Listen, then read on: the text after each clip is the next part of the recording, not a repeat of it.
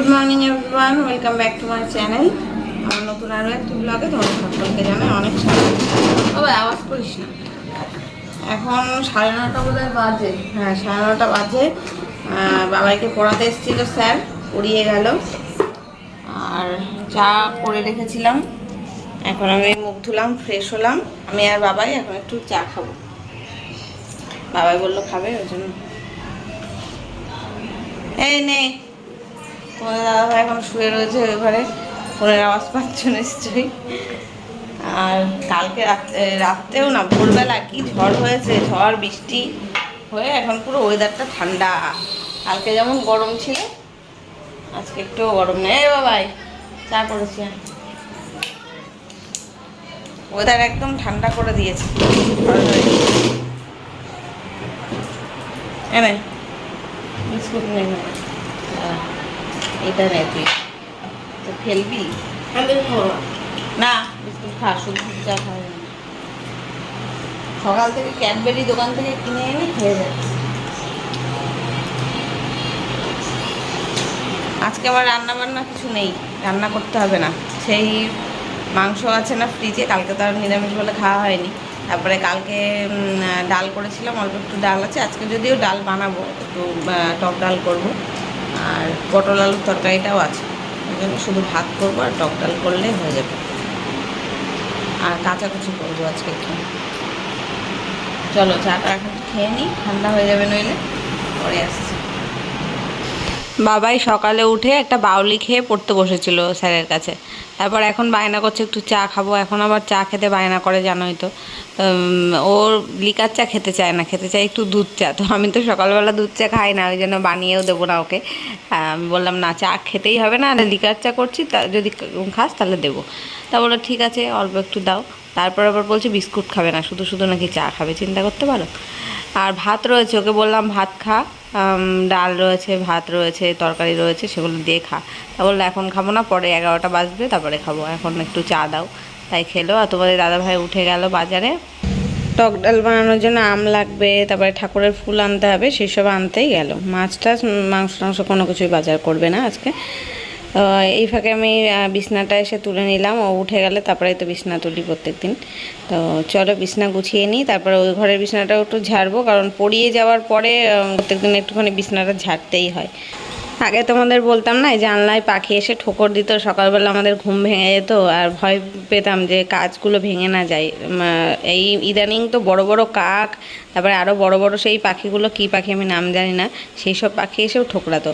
তারপরে এই কিছুদিন ধরে দেখছি বন্ধ আছে, কারণ ওরা ঠুকরে ঠুকরে বুঝে গেছে যে এর ভেতরে কোনো অন্য পাখি নেই, বরঞ্চ ওদেরই প্রতিচ্ছবিটা পড়ছে আয়নার মতো। এখন হয়তো ওরা সেটা বুঝতে পেরে এখন আর আসে না দেখি। আর আগে জানলার উপরেই খেতে দিতাম, এবার ভাবতাম কি হয়তো খেতে দিলে আর ঠোকরাবে না জানলায় এসে, কিন্তু না, দেখলাম আরও বেশি করে ঠোকরাচ্ছে। তারপরে আমাকে একজন বললো যদি কিছু খেতে দাও উঠোনে ছড়িয়ে দেবে, জানলার কাছে দেবে না, তাহলে থেকে আসবে না। এবার তাই করি, এখন দেখছি আর জানলায় এসে ঠোকরায় না। এই ঘরে বিছনা তুললাম আর বাবার ঘরটাও ঝেড়ে দিয়েছি। বিছনাটা বাবাই শুয়ে রয়েছে, একটু সকালবেলা উঠেছে তো, আজকে 6:45 পড়াতে এসছে, 6:30 উঠেছে। আর এগুলো সব কাচবো, অনেকগুলো রয়েছে। আজকে রান্নাবান্না নেই, তাই ভাবলাম কি কেচে দিই। এই দেখো, এইগুলো তোমাদের দাদাভাইয়ের শীতের জ্যাকেট, বাবাইয়ের জ্যাকেট আছে, তোমাদের দাদাভাইয়ের 3টে জ্যাকেট আছে, বাবাইয়ের একটা আছে। তো এইগুলো না তুলে দেবো। এতদিন ওই ঘরে চেয়ারের ওপরে ছিল, কাচবো করে আর কাচার সময় পাচ্ছিলাম না। তো আজকে ভাবলাম রান্নাবান্না নেই যখন, মানে রান্না আছে কিন্তু রান্নার অতটা ঝামেলা নেই, তাই ভিজিয়ে দিই এগুলো। বড় গামলাটা খাটের তলার থেকে বের করে আনি, নইলে ওই ছোটো গামলায় হবে না। শীতের জ্যাকেটগুলো না একদম মোটা মোটা হয়,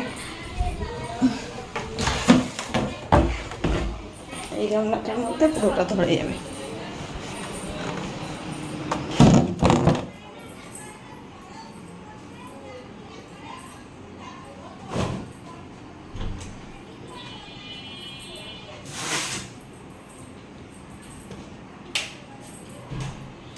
এই জ্যাকেটগুলো কেচে আবার আলমারিতে ঢোকানোর সময় আলমারি আমার খালি করতে হবে, তারপরে জায়গা হবে, নইলে একটুও জায়গা নেই, আলমারিতেও জায়গা নেই আর এই ঘরে শোকেসেও জায়গা নেই, ওয়ার্ড্রপেও জায়গা নেই। এখন জায়গাটা যেখানে আছে শুধু আমাদের ড্রেসিং টেবিল কিনেছিলাম, ড্রেসিং টেবিলের নিচের র্যাকগুলো খালি রয়েছে। এবার ওখানে ভাবছি ছোটো ছোটো বাবার গেঞ্জি, তোমাদের দাদাভাইয়ের গেঞ্জি টেঞ্জি যেগুলো সবসময় পরে মানে বাজার ঘাটে যাওয়ার জন্য, সেইগুলো ভাবছি বের করে বাইরে রাখবো। আর আমারও কিছু হয়তো ওর মধ্যে রাখবো, রেখে বাদ বাকি জায়গাগুলো যেখানে ফাঁকা হবে আলমারি বা শোকেস সেইখানে এগুলো তুলে রাখতে হবে। কারণ এইগুলো তো আর এখন ধরা হবে না, একেবারে সেই সামনের বছর শীত আসবে তখন। আর আলমারিতে আমার জায়গা ছিল এগুলো রাখার জন্য, ওই যে বড় ব্ল্যাঙ্কেটটাকে ঢুকিয়ে দিয়েছি, ওই জন্য আর জায়গা নেই। হয় ব্ল্যাঙ্কেটটা বের করতে হবে, নইলে অন্য জামাকাপড় বের করে জায়গা করতে হবে। এই যে 2 গামলা ভিজিয়ে রাখলাম, সব যত জ্যাকেট সোয়েটার ছিল সব ভিজিয়ে দিয়েছি, স্নান করার সময় কেচে দেবো। এবার আটকাচ্ছে না তো এটা।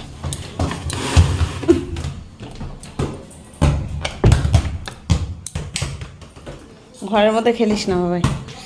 আর এখন ভাবছি এটা তুলে দিই, তুলে এর উপরে যেই ফ্রিজের কভারটা কিনেছিলাম ওটা তো কেচে রাখা আছে, ওটাই পেতে দিই। এ মা, ভুলে গেলাম, এই ঘরের জানলার পর্দা দুটোই তো তুললাম না, খুলতে হবে, খুলে কাচতে হবে। শুধু সারা বাড়ির পর্দা কাঁচা হয়ে গেছে, শুধু এই জানলার পর্দা দুটোই কাঁচা হয়নি। ফ্রিজের ওপরের এই ঢাকনাটা পাল্টেছি বেশি দিন কিন্তু হয়নি। এই যে আমাদের ঘরে কিচেনের কাজ হলো দেখলে, ওই দিনকেই তো সব ধুলো ধুলো হয়ে গেছিলো, সব ধুলো পরিষ্কার করে ওটাকে কেচে দিয়েছিলাম আর এইটা পেতেছিলাম। এটা কি বলো তো, একটা বিছানার চাদর। আমার পুরোনো দিনের ব্লগগুলো দেখলে তোমরা এই বিছানার চাদরটা দেখতে পাবে, সেটাই ছিঁড়ে গেছে। এটা একটু কিসের বলো তো, রিয়ন টাইপের, মানে সুতির না আর কি, কী কাপড়ের, সিনথেটিকও না, মানে কি বলবো জানি না, ওই কাপড়ের। ওই জন্য রঙটা একেবারেই নষ্ট হয়নি, পুরো কালারফুল রয়েছে, তবে মাঝখান থেকে ছিঁড়ে গেছিলো। এবার পুরো আমি মানে চৌকো চৌকো করে পিস করে রেখেছি ওটা, এবার অনেক কাজে লেগে যায়। এই এতদিন তো ফ্রিজ ঢাকতাম এটা দিয়ে, বেশ ভালো, হালকা পাতলা, কাচতেও সুবিধা, দেখতেও ভালো, রঙটাও ছাপাটাও সুন্দর গোলাপ গোলাপ ছাপা ছিল। তো ওইটা বিছিয়ে দিয়েছিলাম, কিন্তু ওইটা না এখন আর আমার ঘরের সাথে মানাচ্ছে না। এখন সব কিছু সাদা লাল হয়ে গেছে তো। আর আমার দেখো ফ্রিজের এই কভারটাও সাদা লালের মধ্যেই কিনেছিলাম, আর টেবিল দিয়ে কিচেনের পুরো পোর্শনটাই সাদা লালের মধ্যে রয়েছে ওই জন্য। আর ওটা আবার পিঙ্ক কালার ছিল, যেটা এখন ওই বিছানার চাদর ছেঁড়া যেটা দিয়ে ঢাকছিলাম, তো ওই জন্য ওটা আর মানাচ্ছে না, তাই ওটাকে তুলে দিলাম। এটা বিছানার পরে দেখো ভালো লাগছে কিন্তু বেশি। আর ওটা মানে 1 সপ্তাহ মতন পাতা হয়েছে, তো ওটা একটু সার্ফে কেচে শুকিয়ে রেখে দেবো, ওটা আবার এরকম অসময়ে কখনো কাজে লেগে যাবে। ব্যাস, এটাও পাতিয়ে দিয়েছি এখানে। আর এবার আমি ভাত আর ডালটা বসাবো। আর ওই ঘরে পর্দা দুটো আর আজকে তুললাম না, এমনি অনেক কাঁচা ভিজিয়ে রাখা হয়ে গেছে, শুধু 2টো পর্দা তো কালকে ভিজিয়ে দেবো। তো এখন আমার এডিটের কাজ বাকি আছে, এডিটটা করব, ভিডিও পোস্ট করব, তারপর রান্না করব, মানে ভাত আর ডালটা বসিয়ে রেখে এই কাজগুলো করব। আর বাবাইকে বললাম তুই আর একটু পড়তে বস, বলছে এখন পড়বো না, দুপুরবেলা স্নান টান করে পড়তে বসবো। এখন আবার গেল ওই দিদিভাইদের বাড়িতে, মানে ওর বন্ধুর বাড়িতে। চলো পড়ে আসছি, দেখতে থাকো। তোমাদের দাদাভাই এখন বাজার নিয়ে চলেও এসেছে, আর আম আনতে বলেছিলাম, এই যে 2টো কাঁচা আম নিয়ে এসছে। তো 2টো আম এনেছে দেখে আমি ভাবলাম তাহলে একটা দিয়ে টক ডাল করি আর একটা দিয়ে একটু আমের চাটনি করি। আমার আবার চাটনি খেতে ভালো লাগে গরমের দিনে, টক ডাল হলেও চাটনি খেলতে বেশ ভালোই লাগে। আর সেটা যদি হয় আমের চাটনি, টমেটোর চাটনি থেকে আমার আবার আমের চাটনিটা ভালো লাগে। তো আমের কেন বলো তো, আমের চাটনি করতে গেলে কাজু কিশমিশ এসব কিচ্ছু না দিলেও প্লেন একটু লবণ আর চিনি দিয়ে ঝোলঝোল জল করলেও খেতে ভালো লাগে। কিন্তু টমেটোর চাটনিতে আবার মানে একটু ভালো মুখরোচক না করে করলে, কাজু কিশমিশ তারপরে খেজুর এসব দিয়ে না করলে খেতে অতটা ভালো লাগে না, ওই জন্য। আর চাটনি করছি ঠিকই, তবে তোমাদের দাদাভাইও খাবে না, বাবাও খাবে না। ওদের আবার ওই যে জেলি চাটনি ছাড়া আর পাঁপড় ছাড়া ওরা চাটনি খেতে চায় না, ওরা আমার মতো পাতলা জলের মতো খেতে চায় না। তো আম কাটার পরে দেখলাম যে সে আমগুলো মারাত্মক রকমের টক, তাই কি করলাম, অর্ধেকের বেশিটাই চাটনি বানালাম আর কিছুটা অংশ রাখলাম ডালে দেওয়ার জন্য, কারণ ডাল যদি খুব টক হয়ে যায় তাহলে আবার খাওয়া যাবে না। আর চাটনিতে তাও তো চিনি দিয়ে মিষ্টি করে নেওয়া যাবে। আর বাবাইকে বলেছি এই রৌদ্রের মধ্যে এখন পরীক্ষা শুরু হচ্ছে কালকের থেকে, একদম খেলতে যাবি না, তাই জন্য ঘরের মধ্যে একদম দাপিয়ে বেড়াচ্ছে, সারা ঘরে ফুটবল নিয়ে ওর খেলা লেগেছে। দেখো এই যে ভাত বসিয়েছি, ভাত হয়ে আসছে প্রায়, ডালটা সেদ্ধ করে নিয়েছি এখানে, মসুরের ডাল, দিয়ে ডাল বানাবো। আর দুটো আম ছিল তো, একটা আমের চাটনি বানাচ্ছি, একটা আম পাতলা করে ঝোল চাটনি বানালাম।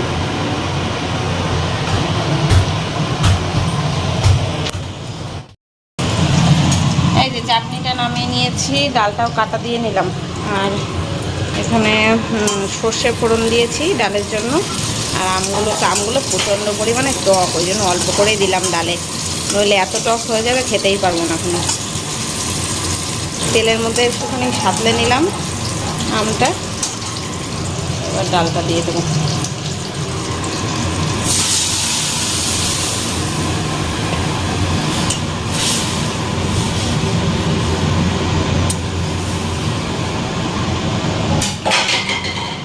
আওয়াজ করছিস কেন তুই? বাবা এবার বকা খেয়েছে আমার কাছে, ওই জন্য চুপচাপ ওখানে জানলার কাছে বসে রয়েছে, তাও বলটা পায়ের তলায় থাকবেই, বলটাকে নিয়ে বসে রয়েছে। ভাবছি যে কী করবো, আসলে এখন কোনো বন্ধু খেলবেও না, কালকের থেকে সবার পরীক্ষা শুরু 1 তারিখ থেকে, ওই জন্য সবাই এখন মানে কারোরই মারা খেলতে দিচ্ছে না। ও একবার ঘুরে এসেছে বন্ধুর বাড়ি থেকে, দেখছি যে কেউ তো খেলছে না, আর আমিও বলেছি যাবি না, ওই জন্য বাধ্য হয়ে এখন বাড়িতে বসে থাকতে হচ্ছে চুপচাপ। কিন্তু ও বসে থাকলে কী হবে, ওর হাত পা তো কিছুতেই বসে থাকবে না, ওই বলটাকে নিয়ে পেটাবে এই ঘরের মধ্যে। দেখো এখনই শুরু হয়ে যাবে খেলা, হয়ে দেখো। আর আমার এদিকে রান্না হয়ে গেছে, তরকারি যেগুলো ছিল কালকে সেগুলো সব গরম করে নিচ্ছি। এখন রান্না বান্না সব কমপ্লিট। ফ্রিজ থেকে মাংসটা বের করে গরম করে নিয়েছি, এই যে ফুটিয়ে নিলাম। আর তরকারি ছিল পটল আলু, সেটাও গরম করে নিলাম। আর এই হচ্ছে টক ডাল, আর চাটনি তো আগেই দেখিয়েছি। আর যা যা কাজ থাকে রান্নাঘরের গ্যাস মোছা, পরিষ্কার করা সব কমপ্লিট। এখন আমি কাচতে যাব, জলের বোতলগুলো সব ভরে নিলাম। এখানে বাইরে জামা কাপড় ছিল, এগুলো বাবাই তুলে আনলো, এগুলো সব শুকনো জামা কাপড়, এগুলো ঘরে রাখবো, পরে বিকেলবেলা ভাঁজ করব।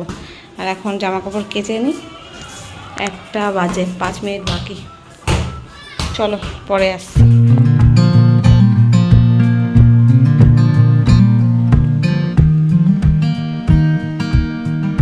গুড ইভিনিং গাইজ, এখন সন্ধেবেলা, আর আমি এই যে সন্ধে দিলাম, এখানে তুলসীতলায় সন্ধে দিলাম। আর আজকে আর আমার জন্য তো চা করতে হয়নি, চা দেখছি রেডি। আমি ঘুম থেকে উঠে সন্ধে দিয়ে চা রেডি হয়ে গেছে আমার জন্য। চা রেডি করে বাবাই চা খাচ্ছে, আর আমার জন্য বেড়ে গেছে। অনেকদিন পর আজকে বাবাই আবার চা বানাবে। চাটা বাজে আর কি করা যাবে, তুই বানিয়েছিস তো। চলো বাবাইয়ের বানানো চা খেয়ে নিই, তারপর বাবাই পড়বে। দে চাটা দে, আমার ঠান্ডা হয়ে গেল, অনেকক্ষণ ধরে রাখা আছে। আমাকে একটু কোটোর থেকে টপ বিস্কুট এনে দে, আর আমাকে টপ বিস্কুট এনে দে।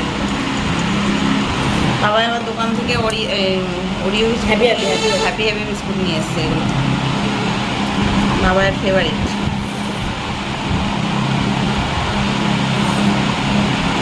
ভালোই তো হয়েছে, কফি দিয়েছিস না?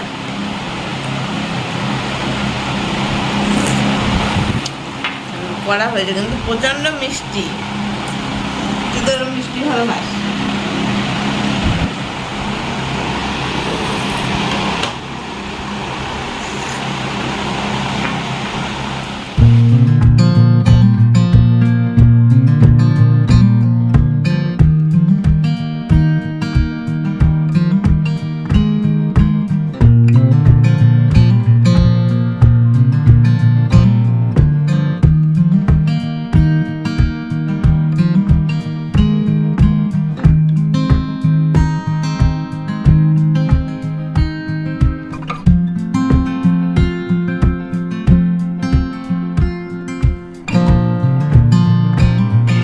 তো বন্ধুরা এখন প্রায় রাত 9টা মতন বাজে। সেই সন্ধেবেলা থেকে বাবাকে পড়াতে বসিয়েছি। বাংলা আর ইংরাজি দুটো একসাথে, তো ওই জন্য অনেক সময় লাগছে। আজকে প্রায় 11:30টা পর্যন্ত পড়িয়েছি ওকে। পড়তেই হয়েছে, কারণ কি করবে, রিভাইজগুলোই যে মানে পুরো বইটা একবার দেখবে, মানে সিলেবাস যতটা আছে বাংলাটা পুরো পড়বে, তারপরে আবার ইংরাজিটা পড়বে, মানে পুরোটা রিভাইজ দিতেই তো সময় লেগে যাচ্ছে এতটা। আর তারপরে গ্রামার, ইংরাজিতেও গ্রামার রয়েছে, বাংলাতেও গ্রামার রয়েছে, এসব থাকে, তো এগুলো মানে একবার করে রিভাইজ দিয়ে যেতেই সময় লেগে যাচ্ছে 2 ঘন্টা 3 ঘন্টা করে। তো পড়ছে, আমি মাঝে মাঝে একটু ধরে ধরেও দিচ্ছি পড়াগুলো। যাতে মনে থাকে। তা কী করবে এখনই, আমি তো তাই ভাবছি এই প্রথমবার ওদের দুটো করে এরকম পরীক্ষা, আমি তো বিশাল টেনশানে আছি এখন। বাবা এর আদৌ টেনশন হচ্ছে কিনা জানি না আমি। তো ওকে এখন পড়ানো কমপ্লিট করলাম প্রায়। এখন কটা বাজে শুনলেই তোমরা হাসবে, 11:30 বাজে, রাত 11:30। আর আমি ভাতটা বসিয়ে রেখে এখানে এসে জামা কাপড় গোছাচ্ছি, এতটাই দেরি হয়ে গেছে। তোমাদের দাদাভাই এসেও দেখছে যে আমার ভাত হয়নি, ও আসলো তারপরে আমি বসালাম ভাত। কারণ ওকে বাবাকে পড়ানো নিয়ে বসে থাকতে থাকতে কখন যে সময় চলে গেছে আমার খেয়ালই করিনি। আর সেই সন্ধ্যের থেকে এগুলো গোছানোও হয়নি, যে জামা কাপড় গুছিয়ে সব রাখবো সেগুলোও না। অবশ্য বেশি একটা ছিল না কাপড় জামা, এগুলো কালকের। আর আজকে যেগুলো কেচেছি সেগুলো প্রায় সবই ভেজা রয়েছে, মানে পুরোপুরিভাবে কোনোটাই শুকায়নি, ওই জন্য গামলায় করে রেখে দিয়েছি, কালকে আবার মেলতে হবে, সকালবেলা উঠেই রোদে মেলবো। আসলে সোয়েটার জ্যাকেট এইগুলো তো একদিনে শুকানোও যায় না, তাও আজকে অনেক কড়া রোদ ছিল, অনেকটাই শুকিয়ে গেছে। তো চলো গুছিয়ে নিই, আর ভিডিওটা আমি এখানেই শেষ করব, আর কন্টিনিউ করলাম না। আজকে ভিডিওটা ছোটোই হলো, আসলে এই পরীক্ষা টরীক্ষা যতদিন চলবে ততদিন এরমই একটু হবে। যদিও আজকে পরীক্ষা হয়ে আবার 4 দিন পরে পরীক্ষা, একটু গ্যাপ পেয়ে যাবো, মানে আজকে একটু চাপের রয়েছি, কালকে আবার এতটা চাপ থাকবে না। চলো দেখা হচ্ছে কালকে নতুন কোনো ব্লগের সাথে, ততক্ষণ সবাই খুব ভালো থেকো, সুস্থ থেকো। আজকের মতো টাটা, গুড নাইট।